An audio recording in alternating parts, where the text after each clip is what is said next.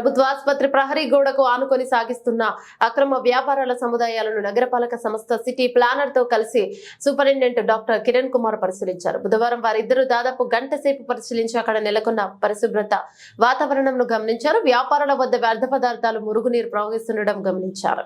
మరియు మురుగు వాసనతో దుర్గంధపూరితంగా మారింది. దీనివల్ల ఆసుపత్రికి వచ్చే రోగులు వారి సహాయకులు రోగాల బారిన పడే ప్రమాదం ఉంది. తక్షణ చర్యలు తీసుకోకపోతే ప్రాణాంతక ప్రమాదం పొంచి ఉండే ప్రమాదం ఉంది. ఇక ఎలుకలు ఆసుపత్రిలో వెళ్లేందుకు మార్గం సుగమం అయ్యే అవకాశాలున్నాయని వారు గుర్తించారు. ఈ విషయాన్ని జిల్లా కలెక్టర్ నగరపాలక సంస్థ కమిషనర్ దృష్టికి తీసుకుని వెళ్తామని డాక్టర్ కిరణ్ కుమార్ తెలిపారు.